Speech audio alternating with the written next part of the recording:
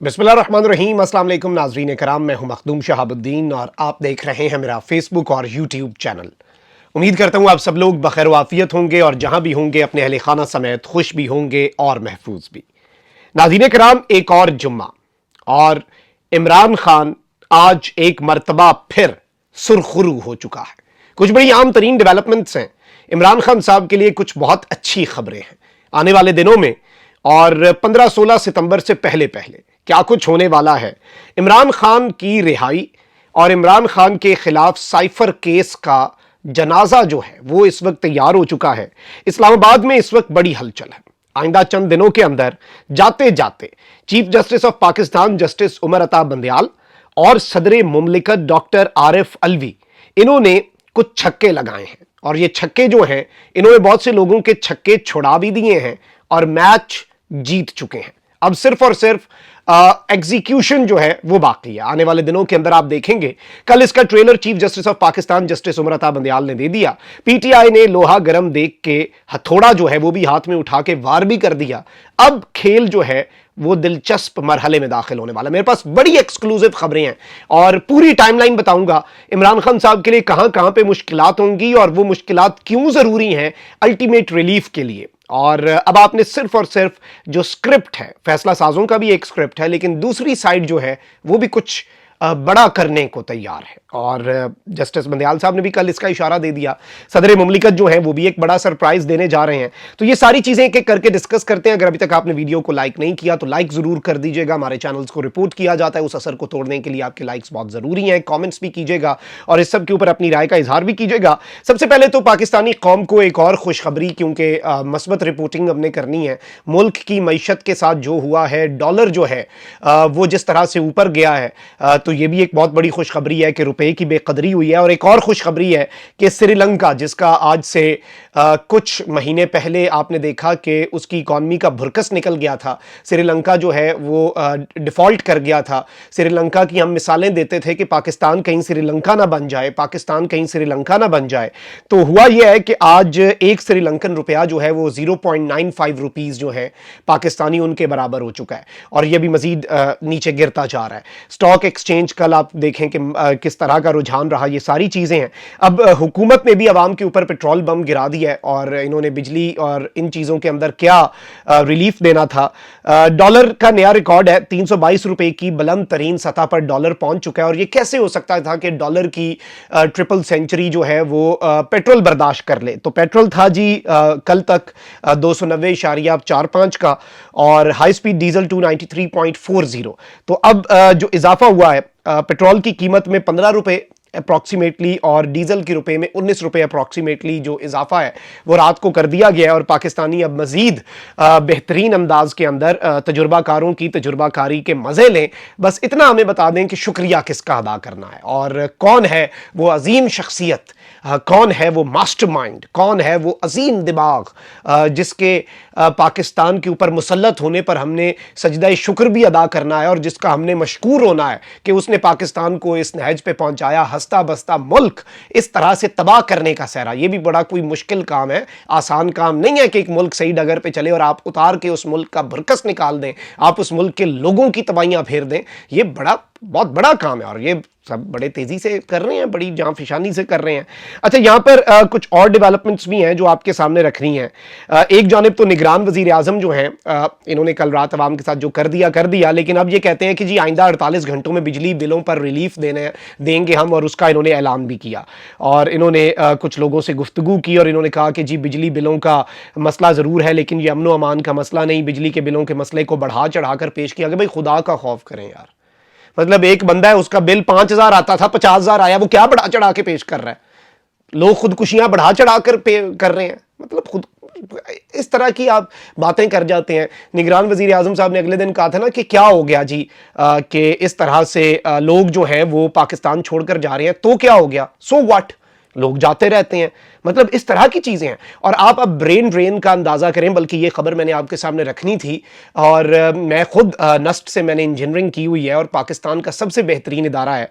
अब मैं आपको ये बता दूं कि इस वक्त दर्जनों फैकल्टी मेंबर्स जो हैं उन्होंने मुख्तलिफ जो डिपार्टमेंट्स हैं उनसे रिजाइन कर दिया है पाकिस्तान की टॉप मोस्ट और सबसे ज्यादा prestigious university national university of sciences and technology से। और इस सब के अंदर यूनिवर्सिटी के जो रेक्टर हैं lieutenant general retired Javed Bukhari साहब, उन्होंने इस सब के अंदर मैं आपको यह बता दूं कि उन्हें कुछ टफ क्वेश्चंस जो हैं एक रीसेंट इवेंट पर फेस करने पड़े, और इस सब के अंदर उन्होंने रिप्लाई क्या किया, उन्होंने कहा कि if someone got in a better opportunity he she might leave. उनका किसी को अच्छा मिल रहा है तो वो जाए। The rector also said in his speech that they will hunt down the faculty which is not performing well. और इस सब के अंदर उन्होंने कहा कि वो उन्हें हंट करेंगे जो अपना काम ठीक नहीं कर रहे। और एक फैकल्टी जो मेंबर है उन्होंने पॉइंट आउट किया कि आपके चॉइस ऑफ वर्ड्स जो हैं वो अच्छे नहीं है। और इस सब के अंदर जो स्टाफ है उसमें एक फ्रस्ट्रेशन देखी गई कि स्टाफ को लग रहा है कि उन्हें रूल किया जा रहा है। और इस वक्त नेपोटिज्म और दीगर चीजों के ऊपर भी स्टाफ जो है वो बातें कर रहा है। तो इस वक्त जो अपडेट है वो ये है कि 67 स्टाफ मेंबर्स जो हैं उन्होंने नस्ट से रिजाइन किया है, और 22 जो हैं वो 22 वो नस्ट बिजनेस स्कूल से हैं, और बाकी फिर ऑब्वियसली बाकी स्कूलों से होंगे जिनमें इंजीनियरिंग स्कूल्स जो हैं वो इंपॉर्टेंट हैं।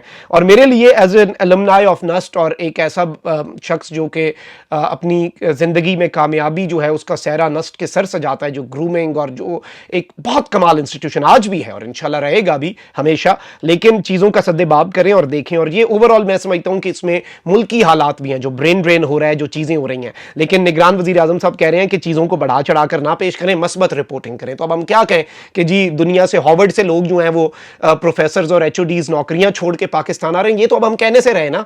लेकिन अब आप ये देखें कि निगरान हुकूमत जो है इन्होंने एक और हाथ कर दिया पाकिस्तान की आवाम के साथ, और हुकूमत ने अफसरान के फ्री यूनिट्स खत्म करने के बजाय मुतबादल इंतजामात का जायजा लेने लगे हैं हुकूमत। और वापडा वजारत आबी वसाइल और नेपरा ने फ्री यूनिट्स की सहूलत खत्म करने की मुखालफत कर दी है। तो वो जो एक आवाम को लॉलीपॉप दिया गया था कि जी आपके मामला ठीक कर दिए जाएंगे, सब कुछ बेहतर हो जाएगा और हम फ्री यूनिट्स अफसरान के खत्म करेंगे, अब उसका ये मुतबादल ढूंढ रहे हैं। मतलब उसमें भी कोई हैक ढूंढा जा रहा है कि इधर से कुछ ऐसे कर लें, ऐसे कर लें, आवाम के दिखावे के लिए ये सब कुछ हो जाए।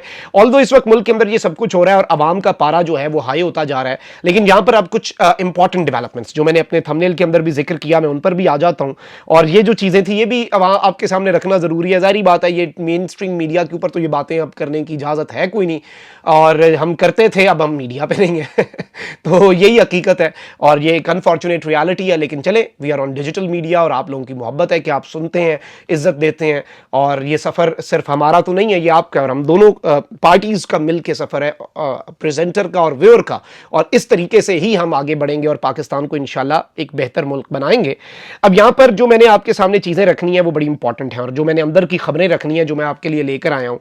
सबसे पहले तो इमरान खान साहब जो हैं वो इस वक्त की अभी तक के चीज़ों के मुताबिक जो मेरे पास इंफॉर्मेशन पहुंची है, पाकिस्तान में वैसे everything is subject to change. वैसे कोई साफ़ी ये नहीं कहता, वो कहता है कि मेरे पास जो इंफॉर्मेशन आ गई वो ही होना है। लेकिन मैं हमेशा आपको बताता हूं कि ये पाकिस्तान में कुछ भी एक्सपेक्ट दी अनएक्सपेक्टेड, मतलब सरप्राइजेज इतने मिलते हैं कि अब तो हम सरप्राइज होना भी हमने ख़त्म कर दिया ना। मतलब हम सरप्राइज होते ही नहीं है, इतने हमें सर धचके मिलते हैं पाकिस्तान की सियासत में। लेकिन chief justice of Pakistan justice Umar Ata Bandial की रुखसती से पहले, उनके घर जाने से पहले, अपने ओहदा अपनी मुद्दत मुलाजमत ख़त्म करने से पहले इमरान खान साहब जेल से बाहर होंगे। पहले इमरान खान साहब को हाई कोर्ट जो है वहाँ से रिलीफ से इनकार होगा, and there is a reason कि हाई कोर्ट्स में जो रिलीफ है वो बड़ा आराम से हो रहा है। वो इसीलिए कि जब हाई कोर्ट फैसला करेगा तो ही सुप्रीम कोर्ट में मामला चलना है। लेकिन जैसे पिछला फैसला करवाया सुप्रीम कोर्ट ने जल्दी, तो इस मरतबा भी कुछ ऐसा हो सकता है। और अपेरेंटली इम्कानात यही है कि हाई कोर्ट जो है वहां से इनकार होगा, झंडी कराई जाएगी, रिलीफ कोई नहीं मिलेगा। और ये रिलीफ जो है ये सिर्फ chief justice of Pakistan justice Umar Ata Bandial की अदालत से ही मिलेगा। और एक और काम होना है अगले 2 दिन के अंदर अंदर या बाय मंडे, ये काम होना है कि ऑफिशियल सीक्रेट एक्ट और आर्मी जो एक्ट है उसमें जो तरमीम है, इन दोनों के अंदर जो तरमीम है जिनके ऊपर सदर ने पूरा एक एपिसोड आपके सामने है कि सदर ने कहा कि उन्होंने दस्तखत ही नहीं किए, इनके खिलाफ एप्लीकेशन जाने लगी है जी सुप्रीम कोर्ट ऑफ पाकिस्तान में।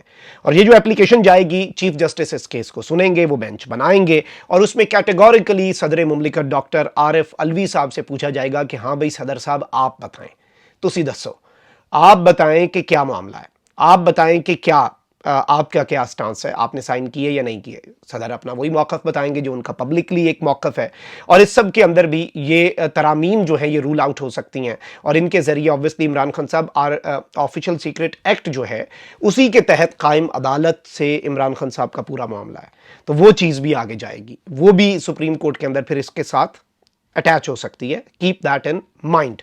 अच्छा, इसके साथ ही साथ जो इलेक्शन कमीशन की दरखास्त मुस्तरद हुई, नजर सानी की कि जी 14 मई को ही इंतखाबात करवाने थे, अब उस केस के अंदर पाकिस्तान तहरीक इंसाफ ने फैसला किया कि तौहीन अदालत की दरखास्त देंगे कि इनके ऊपर तौहीन अदालत लगाएं। इलेक्शन कमीशन जो है उसे एक बहुत बड़ा सरप्राइज ये यानी आप कहें कि अब तक का सबसे बड़ा सरप्राइज है, और इस सब के अंदर एक ही चीज होनी है, जो चीज इस वक्त वाज़ेह है कि एस्टैब्लिशमेंट वर्सेस जुडिशरी, ताकतवर हल्के बामुकाबला पाकिस्तान की आला तरीन अदलिया। अब chief justice of Pakistan justice Umar Ata Bandial is the outgoing chief justice, और इतनी जल्दी आप देखें ना, नामजद पाकिस्तान की तारीख में सबसे ज्यादा अर्लीस्ट नामजद चीफ जस्टिस जस्टिस काजी फायज़ ईसा को बनाया। उम्मीदें जस्टिस काजी फायज़ ईसा साहब से बहुत सी लगाई गई हैं। नून लीग को लग रहा है कि सारा मंजरनामा बदल जाएगा, नून लीग के लिए आसानियां होंगी, जस्टिस काजी फायज़ ईसा तो आके ऐसे एक्ट करेंगे। मैं इसके ऊपर डाउटफुल हूँ। नून लीग बहुत पुरुमीद है, उसकी वजह से कभी कभी शक भी हो जाता है, लेकिन ज़ाती तौर पर मुझे लगता है कि देखें कौन सा जज है जो अपनी लेगेसी ये छोड़ेगा कि पाकिस्तान में पहली मरतबा कॉन्स्टिट्यूशन से हटकर काम की इजाज़त कौन सा जज अपने ज़िम्मे लेगा। देखें बहुत सी जगहों पर वो काम कर जाते हैं। अब देखें ना, पीटीआई का जस्टिस आमिर फारूक साहब पे एतराज़ है, लेकिन उन्हें भी कुछ ना कुछ देखना पड़ता है। हर जज तो अब जज मायूं दिलावर साहब की तरह नहीं होता, दबंग, इंतहाई दबंग, तो हर जज तो वैसा होता नहीं है। तो जाहिर बात है इसके अंदर जस्टिस काजी फायज़ ईसा से जो उम्मीदें हैं वो भी एक बहुत बड़ा सरप्राइज आई थिंक के काजी साहब जो हैं वो he can be the person जो कि एक बहुत बड़ा सरप्राइज इन्हें दे दें आइंदा आने वाले दिनों के अंदर। तो ये भी हो सकता है। सबके ऊपर अपनी राय का इजहार ज़रूर करें। अपना बहुत ख्याल रखें। अल्लाह निगहबान। पाकिस्तान जिंदाबाद।